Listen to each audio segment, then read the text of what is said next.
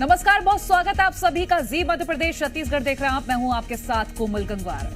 अग्नि परीक्षा में आज सबसे पहले बात पूर्वांचल की, क्योंकि कहा जाता है कि दिल्ली की सत्ता का रास्ता उत्तर प्रदेश से निकलता है और उत्तर प्रदेश का रास्ता पूर्वांचल से। यही वजह है कि भारतीय जनता पार्टी पूर्वांचल के किले को मजबूत करने में जुट गई है, ताकि 2019 वाली कसर 2024 में पूरी की जा सके। आखिर पूर्वांचल को लेकर क्या पीएम मोदी और बीजेपी की रणनीति क्या है, इस रिपोर्ट में जानिए।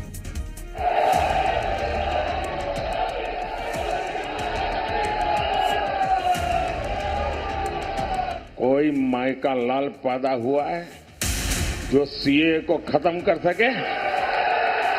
घमंडिया गठबंधन हो, उनका मॉडल है तुष्टीकरण।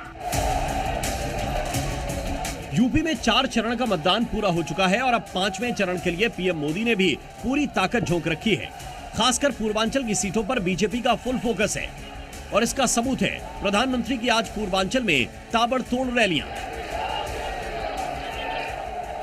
पीएम मोदी ने आज 1-2 नहीं बल्कि 4 रैलियों को संबोधित किया। पहली रैली आजमगढ़ के लालगंज में, दूसरी रैली जौनपुर के मछली शहर में, तीसरी रैली भदोही और चौथी प्रतापगढ़ में हुई।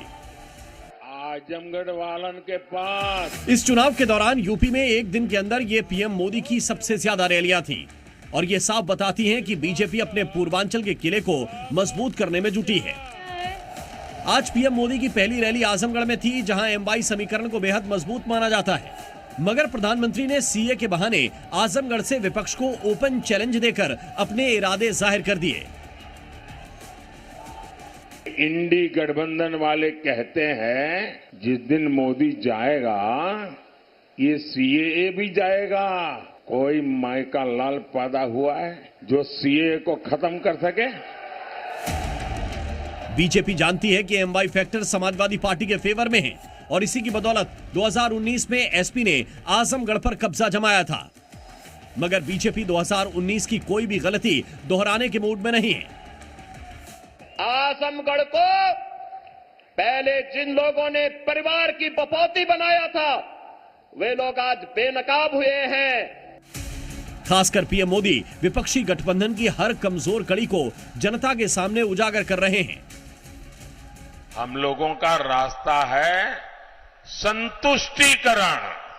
सपा हो, कांग्रेस हो, घमंडिया गठबंधन हो, उनका मॉडल है तुष्टीकरण।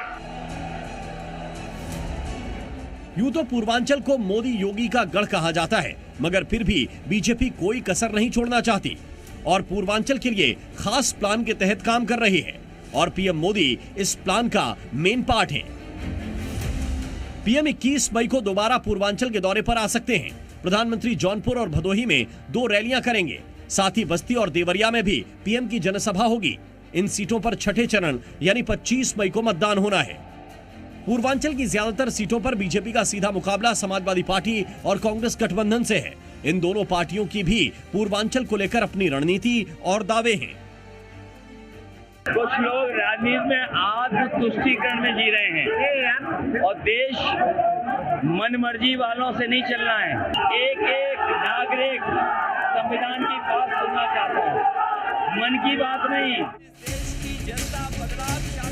माना जा रहा है कि छठे और 7वें चरण के बीच पूर्वांचल की सीटों पर सियासी घमासान और तेज होने वाला है, क्योंकि एक तरफ बीजेपी की तरफ से पीएम मोदी और सीएम योगी की जोड़ी मैदान में होगी, तो दूसरी तरफ से कांग्रेस से राहुल गांधी और एसपी से अखिलेश यादव भी ताल ठोकते नजर आएंगे।